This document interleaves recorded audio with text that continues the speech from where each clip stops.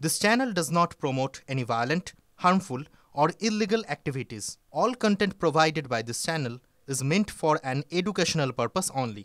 MDH chana masala এখন ছোলা হোক বা বরবটি দানা, সাদা চানা হোক বা কালো, সব রান্নাই হবে অসাধারণ।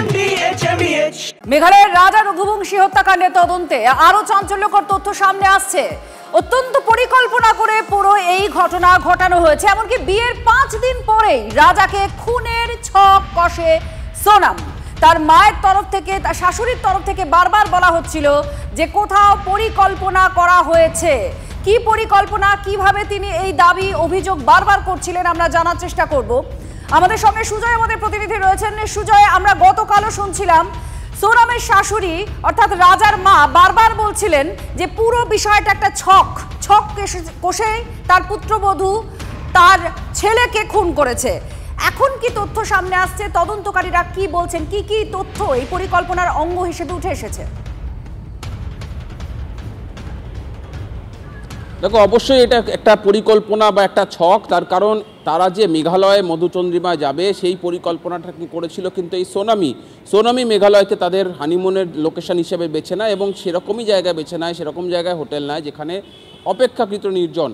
এবং যখন সে এই পরিকল্পনা করে এবং সেই পরিকল্পনার সঙ্গে থেকেই কিন্তু তার যে প্রেমিক রাজ প্রথম থেকেই যুক্ত ছিল, তাদের মধ্যে প্রত্যেক মুহূর্তের কথোপকথন, প্রত্যেক মুহূর্তের আপডেট তারা জানাতো। এবং যখন তারা গুয়াহাটিতে পৌঁছায়, গুয়াহাটি থেকে যখন তারা শিলংয়ে যায়, সেখানে পৌঁছে যারা আততায়ী রয়েছে, যারা খুন করেছে তাদেরকে লোকেশন জানিয়ে দিয়েছিল, মোবাইল থেকে তাদের লোকেশন পাঠিয়ে দিয়েছিল যে কোথায় রাজ এবং সোনাম রয়েছে, সেটাও কিন্তু তারা লোকেশন পাঠিয়ে দিয়েছিল। এবং ফটোশ্যুট করার নাম করে একটা নির্জন জায়গায় নিয়ে যাওয়া হয়।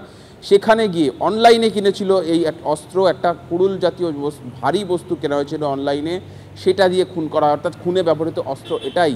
এবার এখনও পর্যন্ত যেটা জানা যাচ্ছে যে মোট 5 জন এখনও পর্যন্ত গ্রেফতার হয়েছে। এবং যেহেতু এই ধরনের একটি ঘটনা, যেহেতু হত্যাকাণ্ডের মতো ঘটনা, পরিকল্পিত হত্যাকাণ্ডের মতো ঘটনা, সেজন্যই অভিযুক্তদেরকে শিলংয়ে নিয়ে যাওয়ার পর সেখানে নিয়ে গিয়ে আগেই পুলিশ ঘটনার পুনর্নির্মাণ করে গোটা প্রক্রিয়াটা কিভাবে হয়েছিল সেটা জানার চেষ্টা করবে।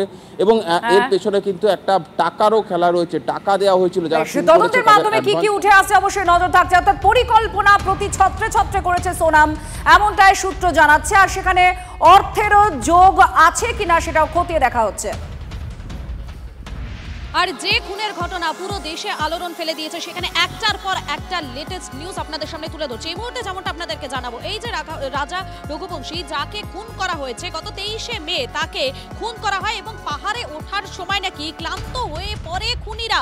এবং তারপর কি হয়, তারপর একটা করে যে ধাপ, সেই ধাপগুলো আপনাদেরকে জানাবো। আমাদের সঙ্গে সরাসরি রয়েছেন আমাদের প্রতিনিধি সুশোভন রয়েছেন। আমি সুশোভনের কাছে চলে যাবো। সুশোভন, যেমনটা জানা যাচ্ছে পাহাড়ে ওঠার জন্য পাহাড়ি রাস্তা যথেষ্টই ক্লান্ত হয়ে পড়েন খুনিরা, কিন্তু তারপরেও তারা কেন এই কাজটা করলো, এই বিষয়ে বিস্তারিত জানাও।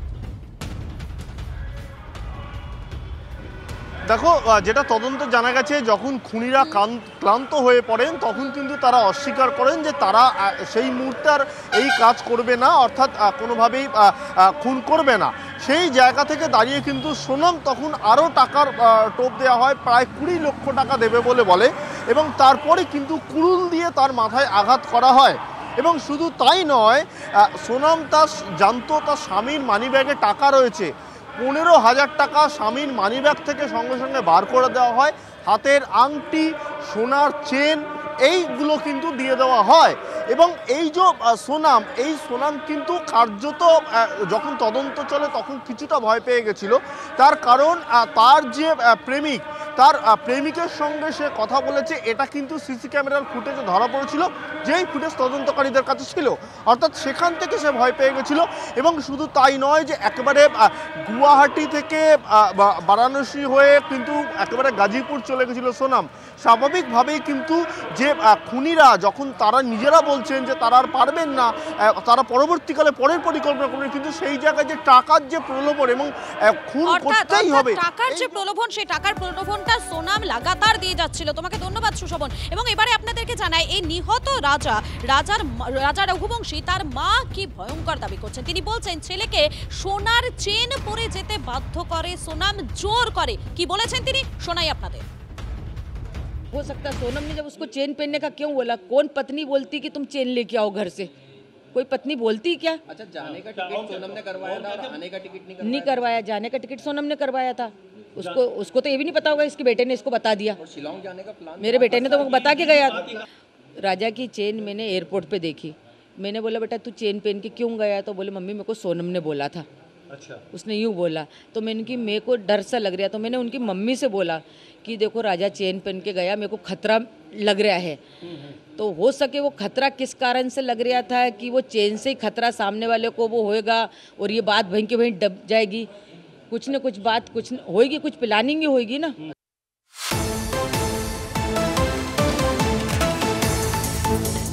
যে হত্যাকাণ্ড গোটা দেশকে কাঁপিয়ে দিয়েছে, সেই হত্যাকাণ্ড নিয়ে প্রত্যেক ঘন্টায় নতুন নতুন বড় ব্রেকিং নিউজ নিয়ে আসছি আমরা। এই মুহূর্তে আরো একটা বড় খবর দেবো আপনাদের। সোনামের স্বামী মানে রাজা রঘুবংশীর মাথায় ধারালো অস্ত্র দিয়ে দুবার আঘাত করা হয়।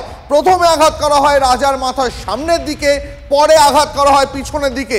সিজার এই মুহূর্তে আমাদের সহকর্মী আমাদের সঙ্গে রয়েছেন। সিজার, ময়নাতদন্তের প্রাথমিক রিপোর্টে এখনো পর্যন্ত আর কি উঠে এলো? দেখো, ময়নাতদন্তের প্রাথমিক রিপোর্টে এই দুটো আঘাতকেই মূলত মৃত্যুর কারণ হিসেবে বর্ণনা করা হয়েছে। মাথার সামনে এবং পেছন দিকে ধারালো অস্ত্রের কোপ, যেটা পরবর্তী তদন্তে জানা যাচ্ছে কুড়ুল জাতীয় ধারালো অস্ত্রের কোপ মারা হয় এবং তারপরে তাকে নিচে খাদের মধ্যে ফেলে দেওয়া হয় এবং সেই কারণে বেশ কিছু আঘাতের চিহ্ন রয়েছে, যেগুলো ফল ফ্রম হাইট বলা হয়, অর্থাৎ উপর থেকে পড়ে গেলে যে ধরনের আঘাত হয় সেই ধরনের, এবং তার মধ্যে কয়েকটি পোস্টমর্টেম ইনজুরিও রয়েছে, অর্থাৎ মৃত্যুর পরে, এবং অতিরিক্ত রক্তক্ষরণেই মৃত্যু হয়েছে বলে প্রাথমিকভাবে ময়নাতদন্ত যারা করেছেন সেই বিশেষজ্ঞরা জানাচ্ছেন। অনেক ধন্যবাদ সিজার। আবার এই মুহূর্তে দাঁড়িয়ে আরো একটা বড় খবর দিয়ে আপনাদেরকে, রাজ কুশওয়াহা সম্পর্কে আরো একটা চাঞ্চল্যকর তথ্য সামনে আসছে। খুন করার পর, রাজাকে খুন করার পর সে চলে যায় ইন্দোরে, কিন্তু সেখানে থামেনি, সে আবার ফিরে আসে কোথায়? সোনামের পরিবারের পাশে দাঁড়াতে সে আবার ফিরে আসে। আমি নিয়ে কথা বলবো নিউজরুমে। এই মুহূর্তে সম্প্রীতি আমার সঙ্গে রয়েছে। সম্প্রীতি, সে যদি ইন্দোরেই চলে যায় তাহলে আবার সোনামের বাড়ির পাশে দাঁড়িয়ে সে কি প্রমাণ করতে চাইলো, কেনই বা ফিরে এলো? একেবারেই লিমা, তুমি যেরকম বলছিলে যে এই যে রাজ কুশওয়াহা তার কতটা কমপ্লিকেটেড ক্যারেক্টারের আর কি ধরনের মানসিকতার, ক্রিমিনাল মেন্টালিটি, তার কারণ এই যে মেঘালয়ে যখন সে খুন করে এবং তারপরে আবার ইন্দোরে সেখানে চলে আসছে, এবং যে ছবি আমরা দেখাবো সেই ছবিতে দেখা যাচ্ছে যে যখন এই রাজা রঘুবংশীর শেষকৃত্য চলছে সেখানে সোনামের বাবার পাশে দাঁড়িয়ে সেখানে তাকে সান্ত্বনা দিচ্ছে কে? নাকি এই রাজ কুশওয়াহা। আর এখানেই প্রশ্ন উঠছে যে কি ধরনের সাংঘাতিক মানসিকতার এই রাজ কুশওয়াহা, কারণ সে আগে এই খুনের সঙ্গে জড়িত অন্যতম মূল অভিযুক্ত মাস্টার মাইন্ড, এবং তারপর মেঘালয় থেকে সে ইন্দোরে আসছে, ইন্দোরে এসে সোনামের পরিবারের পাশে দাঁড়াচ্ছে। সোনামের বাবা যখন ভেঙে পড়েছেন তার জামাইয়ের এই ধরনের করুণ পরিণতিতে, সেই সময় রাজ কুশওয়াহা তার বাবার পাশে, সোনামের বাবার পাশে দাঁড়িয়ে তাকে সান্ত্বনা দিচ্ছে। একেবারে ধন্যবাদ সম্প্রীতি তোমায়। एक्चुअली जब वो आया था तो हमें तो पता नहीं था कि ये लड़का कौन है, बट हाँ ये पता चला था कि ये लड़का इनके यहाँ काम करता है, तो उसके पापा के साथ ही था, सोनम के पापा के साथ ही था वो। और हम उसके सोनम के पापा की हालत ऐसी नहीं थी कि उनसे चला जाए, तो एक साइड में मैं सहारा बन के उनका कंधा मतलब संभाल रहा था और एक साइड वो खड़ा था, तो हम दोनों उनको बाहर लेकर आए थे, उनके सोनम के पापा को। जब आज मॉर्निंग में जब फ़ोटो आया उस आरोपी का, राज कुशवाहा का, जब मैंने उसको पहचाना कि ये लड़का यहाँ पे आ चुका है शव यात्रा में। तो यहाँ पर किसी परिवारजन ने उसको पहचाना नहीं, या यूँ कहें कि आप लोग तो उसे पहचानते ही नहीं थे? कोई भी पहचानता था राजा के घर से, परिवार से? हम लोग नहीं पहचानते थे उसको कि ये कौन है। हाँ, उसके घर पे कुछ सालों से काम कर रहा है ये।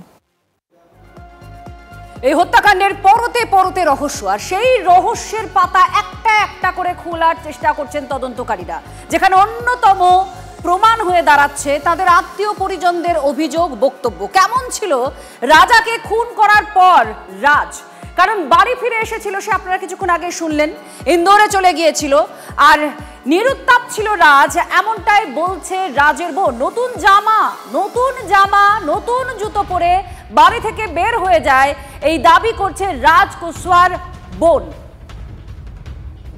परसों 6 बजे भैया आए थे, परसों 6 बजे आए थे, बिल्कुल टेंशन नॉर्मल थे एकदम। फिर भैया ने मम्मी ने बोला बेटा खाना खा ले, तो उसने नहाया और नहा के नए कपड़े, बोला मैं नए कपड़े पहनूंगा क्योंकि मंदिर जाना है। उसने नए कपड़े पहने, जूते पहने नए, और फिर उसके बाद चला गया। फिर रात हो गई थी बहुत ज़्यादा, इसलिए वो मंदिर नहीं गया था। मम्मी ने उसको 7 बजे फ़ोन किया, उन्होंने बोला कि मम्मी रात बहुत हो गई थी, रात ज़्यादा हो गई थी। हाँ, तो वो मंदिर नहीं गया था।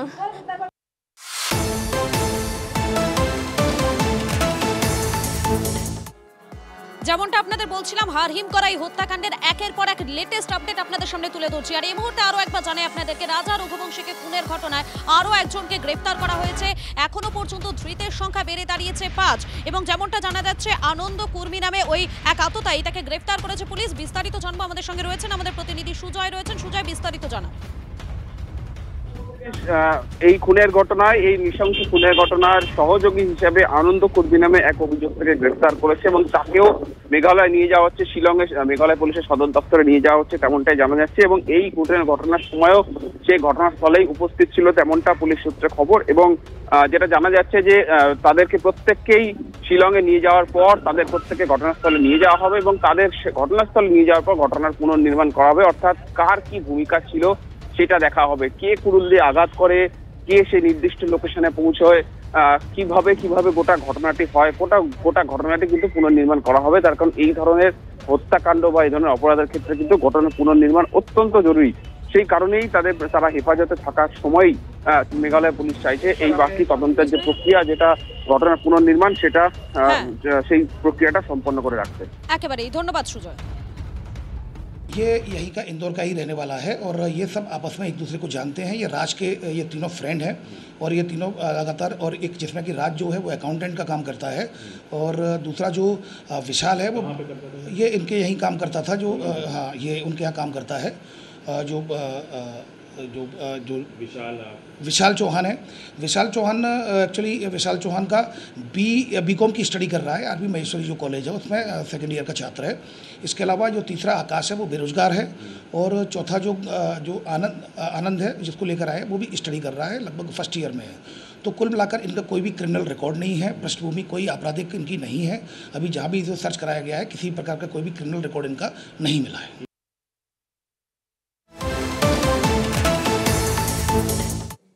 এই মুহূর্তে আরো একটা বড় খবর দিয়ে আপনাদেরকে, সোনামকে কলকাতায় আনা হচ্ছে। পাটনা থেকে কলকাতায় আনা হচ্ছে সোনামকে, কিন্তু কেন তাকে কলকাতায় আনা হচ্ছে, কি কারণ, কখন আনা হচ্ছে, আমাদের রিপোর্টার সুশোভনের কাছ থেকে জানবো আসল কারণটা কি। সুশোভন।